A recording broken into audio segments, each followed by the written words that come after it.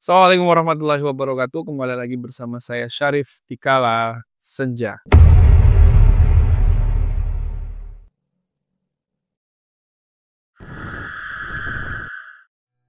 Oke, teman-teman, dalam kesempatan kali ini kita coba untuk menguak sebuah kasus dan tema baru, di mana malam ini kita kedatangan seorang narasumber yang beliau adalah salah satu teman saya dan pasien saya yang pernah saya ruqyah.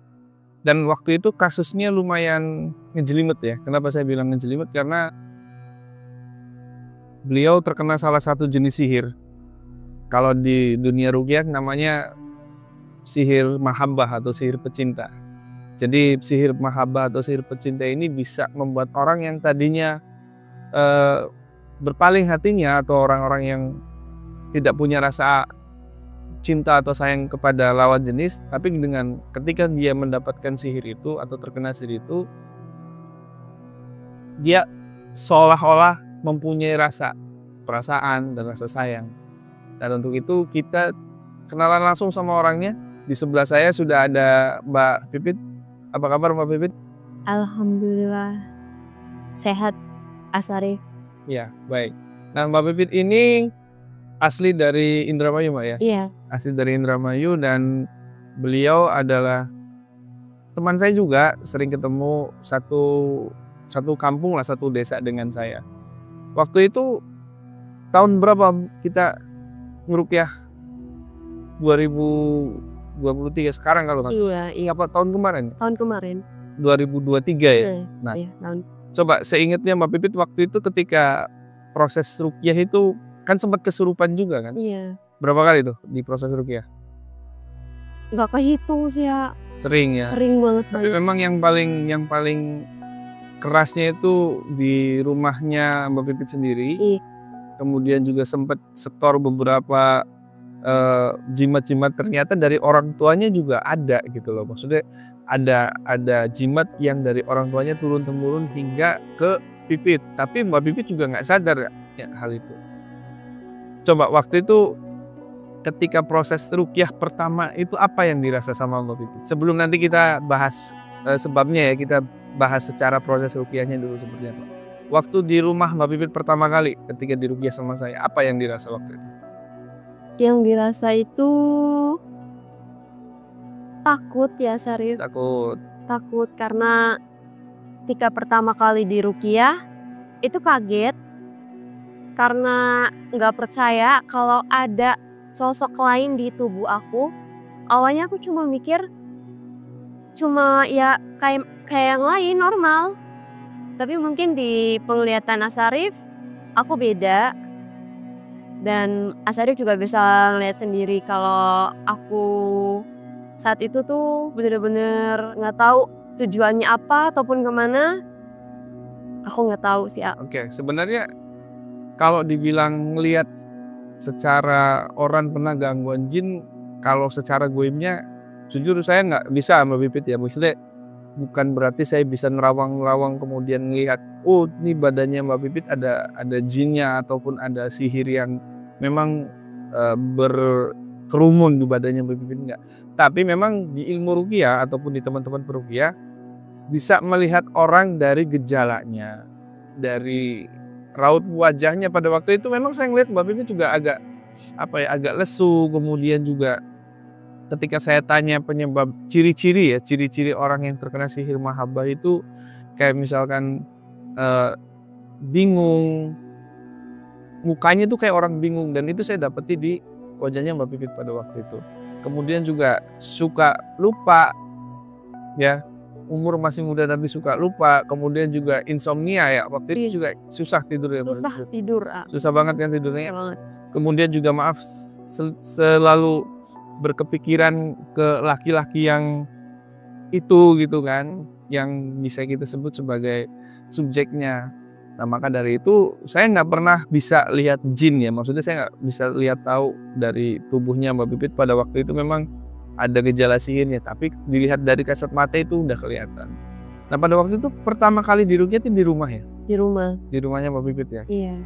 Ketika pertama masuk nih Mbak waktu itu, coba bisa cerita ke teman-teman viewer. Ketika saya masuk ataupun ketika saya belum masuk deh, ada perasaan apa pada waktu itu? Ada. Gimana gimana? Ketika aku dapat kabar nih kalau Asarif mau datang ke rumah, langsung badan tuh kayak ngerasa capek semua. Terus ini tangan yang biasanya nggak pernah kram ataupun capek, ini kayak tangan kayak berat aja, kayak mulai rasa khawatir, cemas. Ya bisa, kayak belum datang ya, baru ngabarin WA ya. Iya. Ngabarin WA. Iya. Pokoknya ngerasanya tuh nggak nyaman, di badan tuh nggak nyaman. Dan itu Mbak Pipin belum kesurupan kan? Belum. Masih sadar gitu? Iya, masih sadar. Oke. Cuma ngerasa di badan tuh udah mulai ngerasa nggak nyaman. Bener-bener nggak nyaman. Tadi sempat ada perasaan pengen dibatalin nggak waktu itu? Sempet ya, terbesit ya pengen dibatalin aja gitu. Oke. Dan memang kebanyakan kayak gitu sih. Jadi beberapa orang yang menjadi pasien saya ketika ingin proses ruqyah, ya salah satunya seperti Mbak Pipit ini. Jadi kayak ada dorongan untuk udahlah ngapain ruqyah dibatalin aja, terus juga tiba-tiba ya tadi badannya lemes gitu ya Mbak Pipit ya. Terus juga kadang ada yang sampai sakit, pusing, bahkan ada yang sampai membatalkan. Dan itu adalah gejala jinnya itu mulai terintimidasi sebenarnya. Kartu as bangsa jinnya itu udah mulai kelihatan nih, oh ya ternyata sihirnya itu dibawa oleh jin. Maka dari itu waktu itu Mbak Pipit juga, tapi dipaksa ya, dilawan ya. Akhirnya waktu itu saya datang ke rumah, dan ketika masuk ke rumah kan ada ngobrol dulu tuh. Nah ketika ngobrol sama saya waktu itu apa perasaannya? Nggak nyaman. Rasanya tuh nggak nyaman banget. Kayaknya pengen pergi aja dari rumah sendiri. Oh gitu ya. Padahal saya tamunya waktu itu. Padahal saya yang jadi tamu, tapi nggak nyaman. Tapi waktu itu Mbak Pipin juga dipaksakan ya? Iya. Dipaksakan. Dan mulai nggak bisa ngontrolnya itu kapan waktu itu? Pas mulai ambil air wudhu ya. Oh iya, waktu itu memang minta air itu dulu kan. Ambil air wudhu, baru selesai air wudhu, udah belum diapa-apain dah tuh sama Asarif. Langsung budak semua. Oke. Keluar semua. Tapi waktu itu sebenarnya saya belum bacain ayat apapun. Ya Mbak Pipit ya? Bener.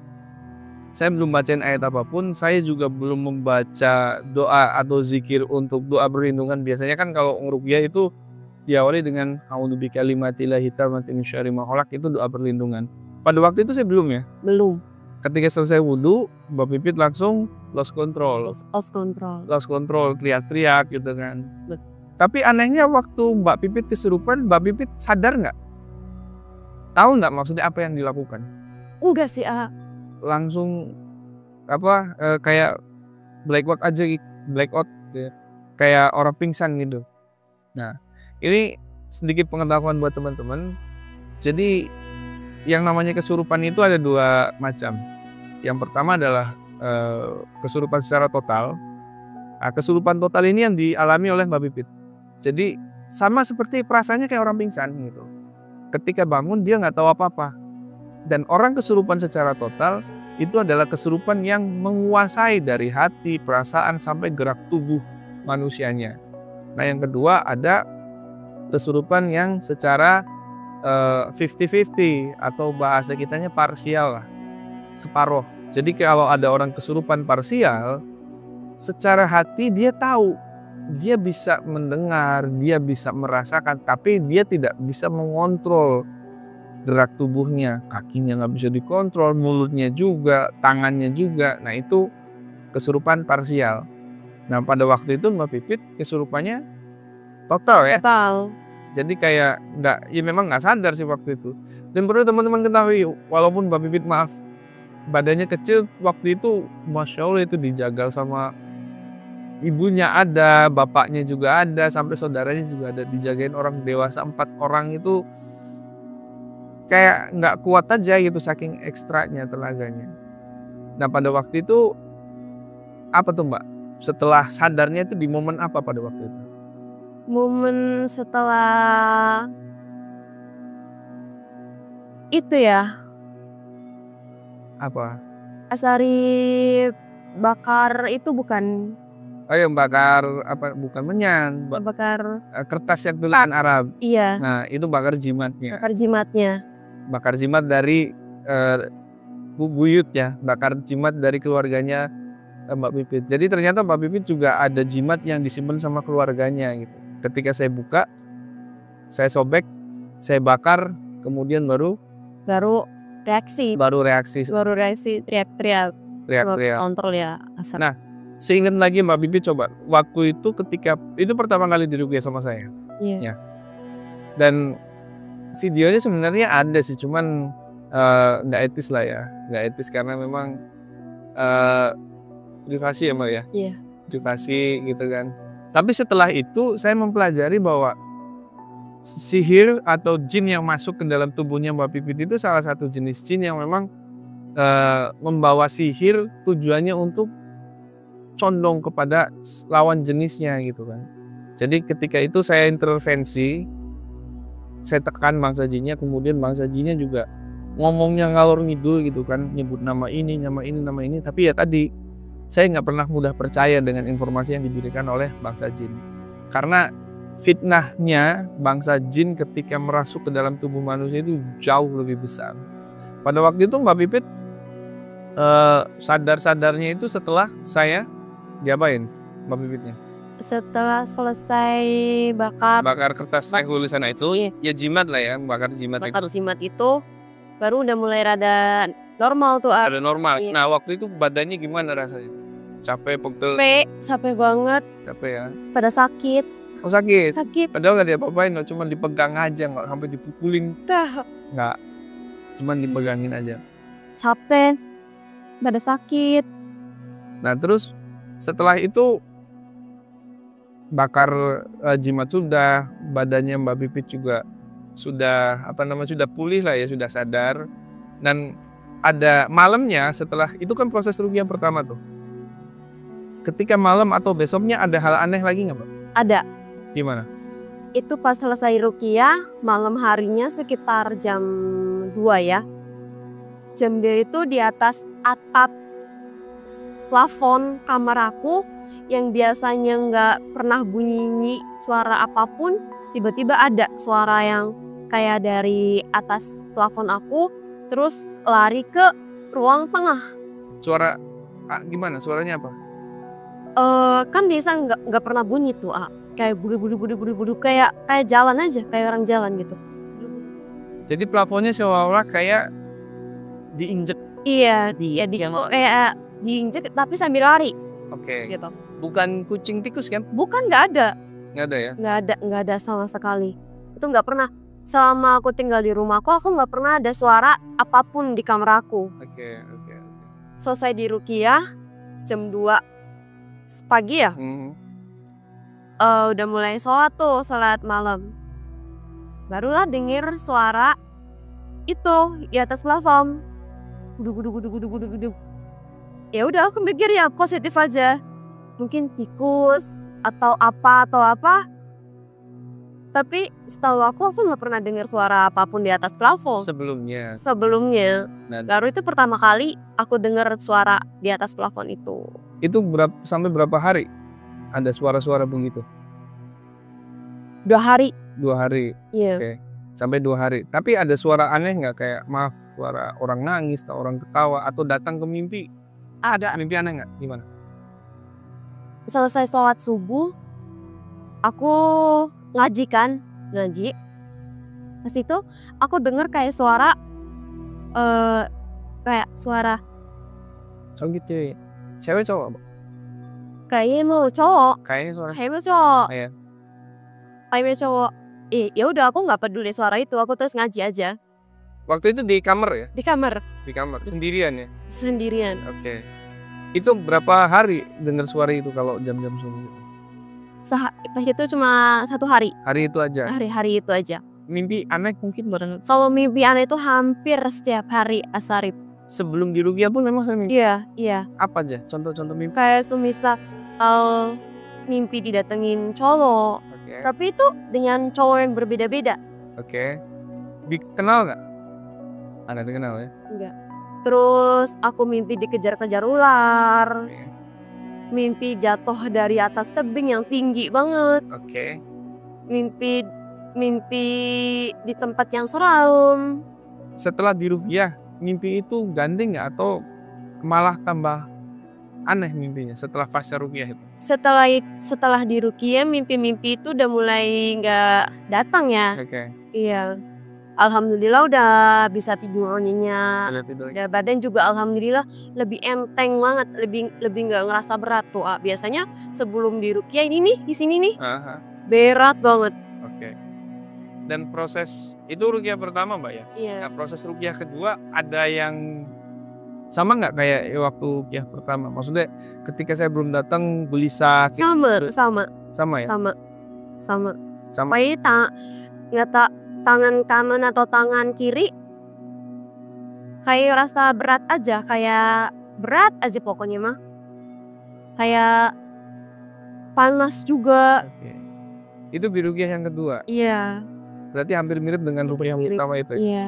Nah, kemudian di ruqyah yang kedua, ketika dibacakan ayat, Mbak Pipit masih inget nggak ketika Mbak Pipit kesurupan? Atau sama kayak yang pertama tiba-tiba ngeblank aja gitu?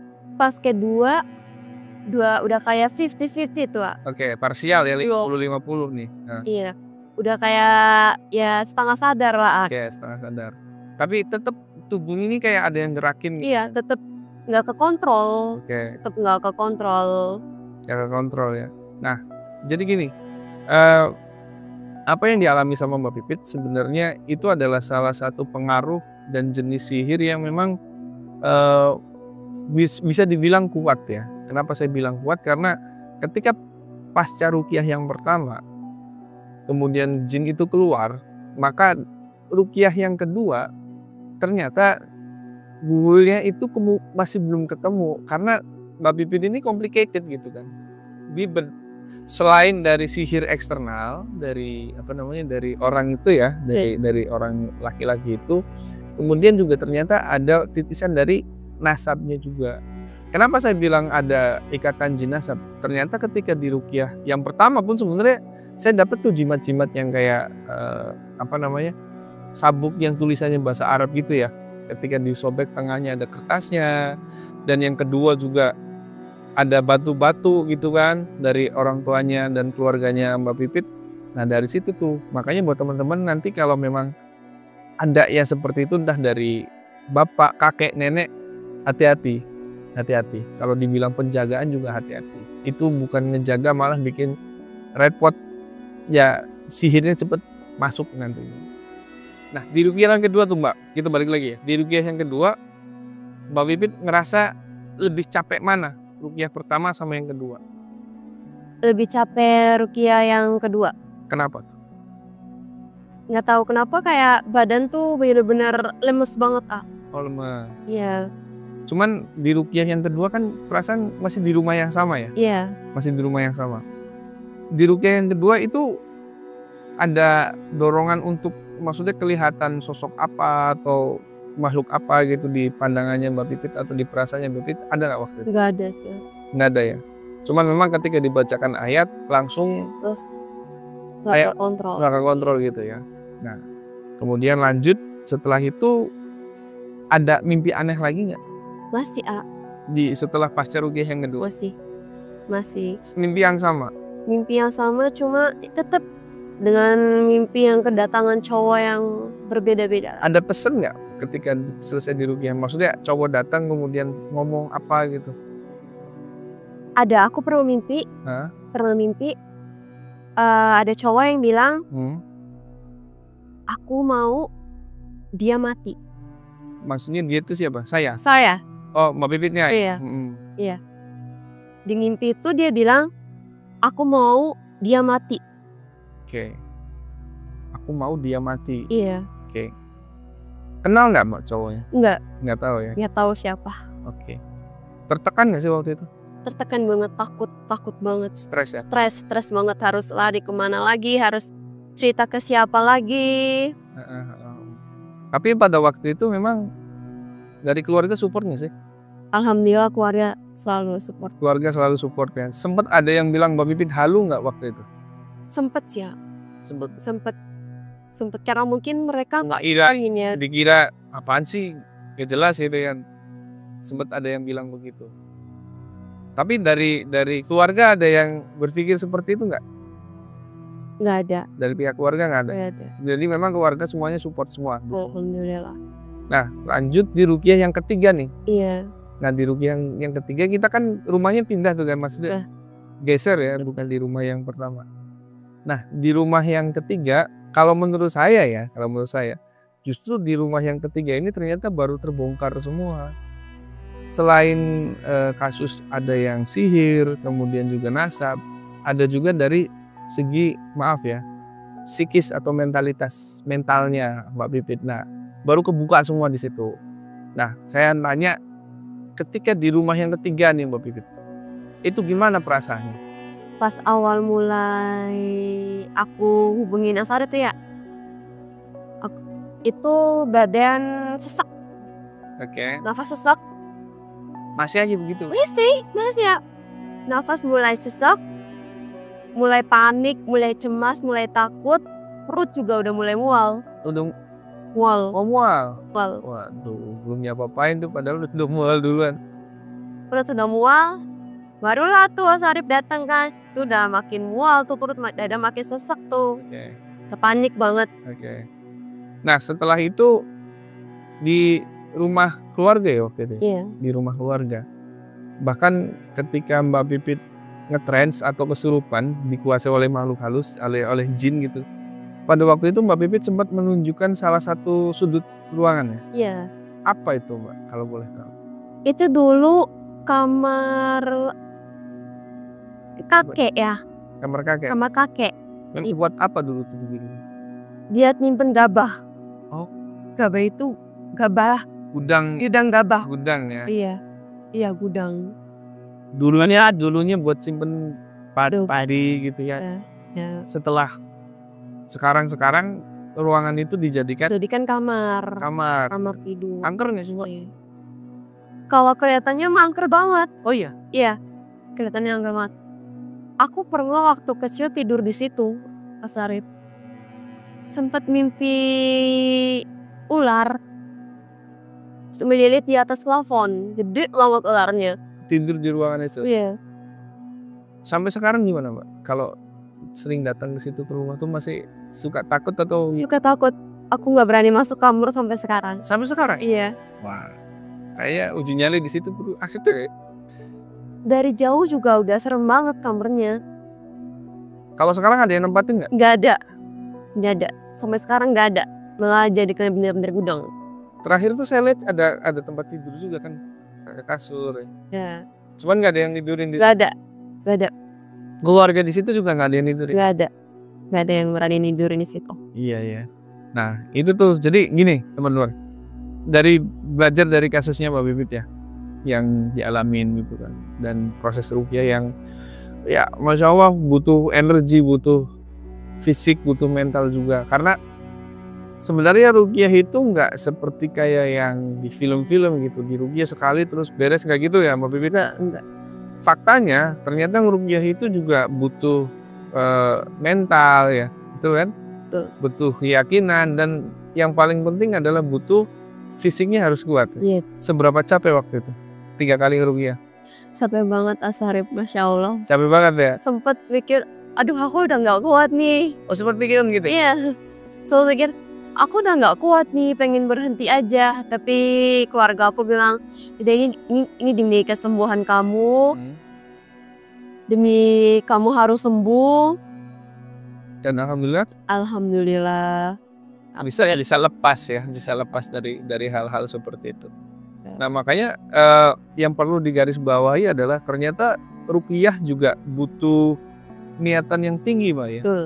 Kalau tadi ketika niat kita nggak bisa kita jaga, setan itu bisa dari kanan kiri ngeganggu ya. Sempat ada pikiran buat udahan aja ya. Coba ceritain gitu teman-teman nih, barangkali yang mau. Sempat mikir kayak karena capek banget ya. Karena mikir, aku bisa sembuh nggak ya? Aku bisa normal kembali nggak ya? Gitu. Sempat mikir, ditambah fisik juga udah bener-bener Masya Allah nggak kuat banget capeknya, ya Allah. Terus itu kayak udah aja, udah di tengah-tengah jalan kayak mikir, Nyengir gitu, iya. Udahlah mau berhenti aja gitu. Tapi ya alhamdulillah keluarga tuh selalu kasih support, dukungan gitu biar aku sembuh. Nah, makanya kan Makanya sampai kuat sekarang. peran keluarga mendukung itu penting banget ya. Iya, Masya Allah. Support dari keluarga penting ya. Betul. Nah, makanya kan teman-teman ketika kita bicara soal ruqyah nggak melulu soal bicara jin, setan nggak, tapi mencakup seluruh aspek kehidupan gitu kan. Jadi keyakinan, mentalitas, keluarga, support dari mereka, support dari teman-teman, dari keluarga, itu yang bisa ngebantu dalam arti proses penyembuhan itu sendiri. Dan makanya saya datangin Mbak Pipit ke sini untuk berbagi cerita. Dan sebenarnya ceritanya panjang banget sih. Saya simpulkan aja supaya apa? Supaya karena banyak hal-hal privasi Mbak ya. Betul. Saya nggak mau angkat terlalu jauh karena Mbak Pipit udah berani duduk di sini juga. Sebenarnya udah Masya Allah, sudah terima kasih banget gitu sudah mau berbagi sama kami. Dan untuk jenis sihir ataupun kasusnya Mbak Pipit itu separah apa, nanti saya bahas di video yang lain. Nanti saya spill juga ciri-cirinya. Kok saya bisa tahu sih kenapa Mbak Pipit kena sihir mahabbah atau sihir pecinta gitu kan. Apakah saya bisa melihat bangsa jin dalam tubuhnya Mbak Pipit? Oh tentu tidak gitu. Tapi kenapa saya bisa tahu? Nanti saya spill caranya. Saya spill untuk kayak gimana sih bisa mengetahui. Nggak perlu harus punya ilmu tinggi, nggak perlu harus punya apa ya istilahnya menjadi seorang peruqyah dulu, enggak. Orang awam pun sebenarnya sudah bisa mendiagnosa ya, bisa melihat. Yang penting mau belajar dengan kami. Nah, untuk itu yang terakhir nih Mbak Pipit nih. Sebelum kita closing ya, sebelum kita tutup, kira-kira Mbak Pipit coba kasih apa ya istilahnya saran atau nasihat deh buat teman-teman yang nonton seumuran ya, maksudnya supaya terhindar dari hal-hal yang demikian, supaya terhindar dari bangsa setan jin gitu, biar nggak ngeganggu tuh harus kayak gimana sih Mbak? Saran saya untuk perempuan ya, menjaga aurat itu penting banget. Wajib ya? Wajib banget Asarif, penting banget. Karena itu terhindar dari hal-hal yang buruk. Oke. Fitnah dari orang-orang juga. Termasuk cara berpakaian ya Mbak ya? Termasuk cara berpakaian juga. Nah menurut Mbak Pipit setelah pasca ruqyah itu ada perubahan nggak sih? Banyak Asarif. Apa aja tuh? Apa? Banyak. Spill kayak Yang tadinya sholat aku masih belum tepat waktu, ataupun masih bolong-bolong, sekarang alhamdulillah bisa tepat waktu. Dan alhamdulillah cara berpakaian. Pakaian juga alhamdulillah lebih terjaga ya? Lebih terjaga, lebih sopan lagi. Alhamdulillah. Dan buat teman-teman mungkin yang masih belum mau sholat ataupun masih males-malesan buat beribadah. Oh iya Asarif, Apa tuh? pesan satu lagi buat perempuan ya. Kalau malam mau tidur itu wajib ambil air wudhu. Pokoknya jangan pakai pakaian yang terbuka. Jangan pakai pakaian yang terbuka. Kenapa tuh Mbak? Kenapa? Karena di situ jin itu bisa ngeliat kita, ngeliat tubuh kita. Karena jin itu bisa ngeliat tubuh kita. Itu penting banget buat perempuan, apalagi yang belum menikah. Wajib sebelum tidur ambil air wudhu, pakai pakaian yang tertutup. Jangan terlalu terbuka. Jangan terlalu yang terbuka. Jangan. Oke, jadi intinya ruqyah yang dijalani sama Mbak Pipit itu selain untuk menghilangkan pengaruh jin dan sihir, ternyata bisa juga sebagai jalan hidayah yang Allah berikan untuk memperbaiki kualitas iman, memperbaiki kualitas Islam, dan memperbaiki kualitas ibadah. Nah, dalam hal ini ruqyah itu nggak serta-merta harus angker, kesurupan, setan, jin, nggak. Tapi garis besarnya adalah ketika kita mau untuk meruqyah, kita mau untuk diruqyah dan mau meruqyah, sama saja kita diberikan apa ya istilahnya jalan sama Allah Ta'ala untuk lebih mendekatkan diri kepada Allah Ta'ala. Ya, contohnya kasusnya Mbak Pipit tadi, pasca diruqyah ternyata kualitas ibadahnya naik, cara berpakaian juga bisa lebih tertutup, kemudian juga ada banyak hikmah yang didapat sama Mbak Pipit pada waktu itu.